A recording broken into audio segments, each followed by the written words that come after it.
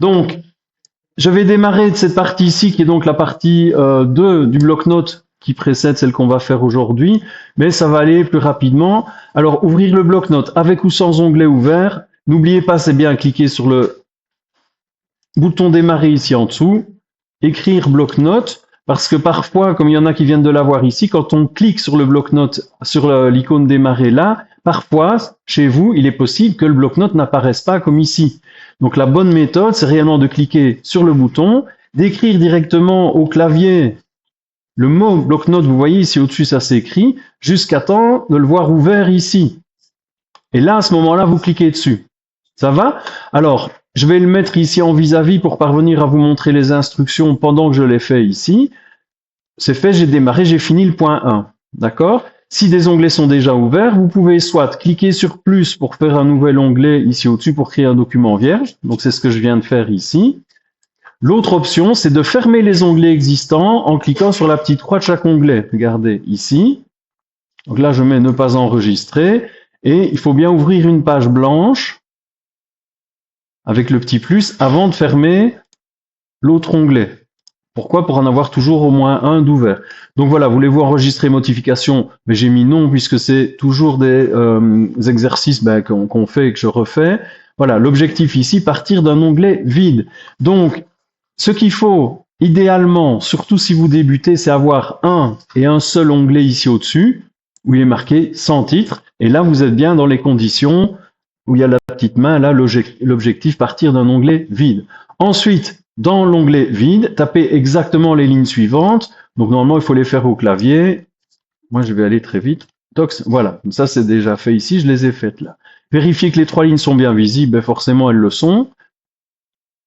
Alors, enregistrer le fichier pour la première fois. Donc, on avait vu, je ne vais pas revenir trop dans les détails, que quand on l'enregistre pour la première fois, il vaut mieux, pour que ce soit plus cohérent entre la notion d'enregistrer et d'enregistrer sous, que ce sera plus simple à comprendre et à expliquer si on dit on fait fichier enregistrer sous.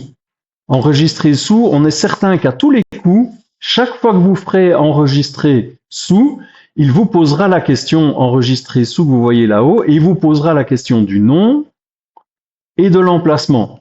Alors que parfois, enregistrer, le bouton enregistrer tout court qui est là, vous voyez ici, parfois vous posera la question et parfois ne vous la posera pas. Il ne vous la posera que la première fois, etc., etc. Donc c'est pas si simple.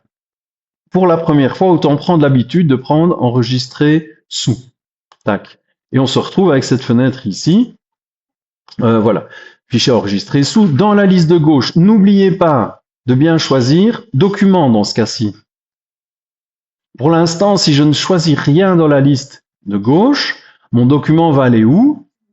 Dans le bureau, parce que on voit ceux qui sont venus assez souvent, je dis toujours, c'est là au-dessus que vous devez avoir un œil, et donc ça irait au conditionnel dans le bureau, mais c'est pas ce qu'on va faire. Nous, on va cliquer sur document, il est bien marqué document là-haut, et ça veut dire que mon fichier ira bien là-dedans.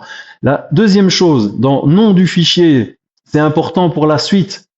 Écrivez bien exercice bloc-notes.txt. Regardez, exercice bloc-notes. Alors, txt. Je ne sais plus à qui j'en avais parlé la fois passée. Si j'écris .txt, il ne va pas rajouter .txt parce qu'il voit que je l'ai mis.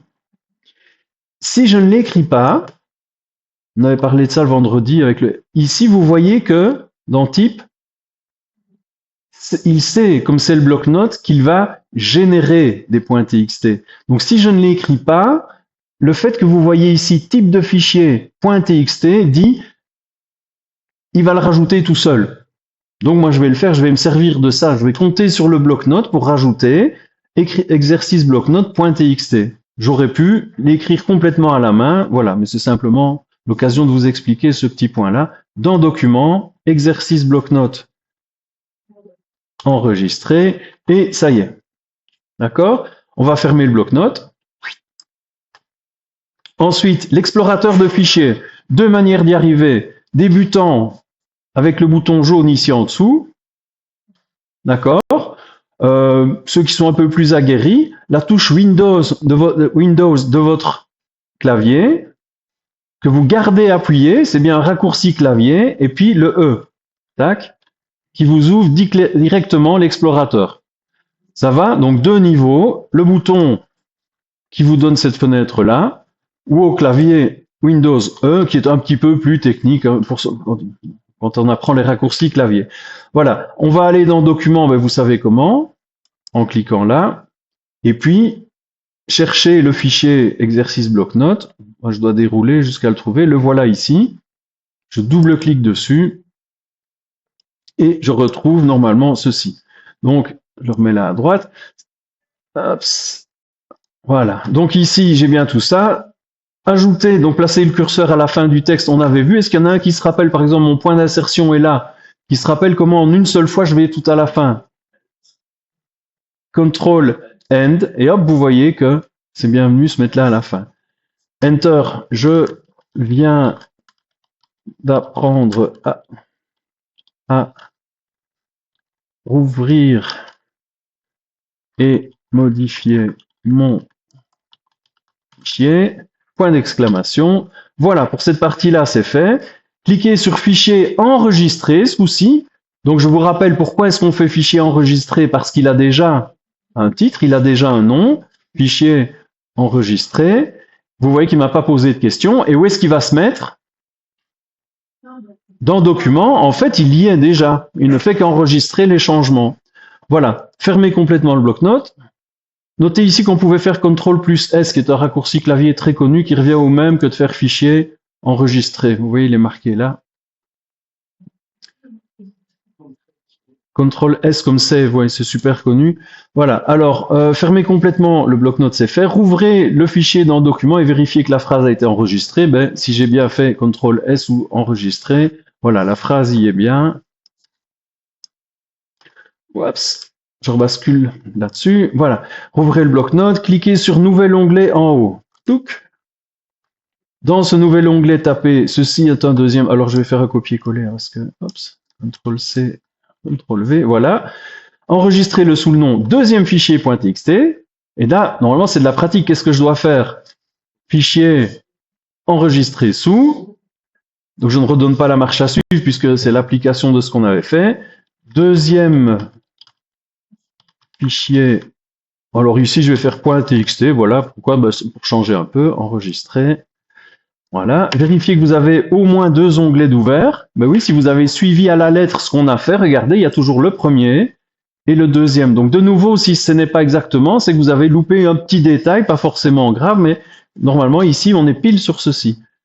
Enregistrez-le sous le nom de, c'est fait, fermez un onglet proprement. Donc, fermez l'onglet du deuxième fichier créé. C'est celui-ci. Si une question apparaît, voulez-vous enregistrer les modifications? Oui ou non, mais elle n'est pas apparue parce que j'avais bien enregistré mon travail. 28, fermez maintenant le dernier onglet restant. Mais vous voyez qu'en fait, en faisant ça, il ferme complètement le bloc-notes. Donc, il n'y a pas besoin de fermer complètement le bloc-notes. Ça s'est fait tout seul. Voilà, voilà. J'arrête.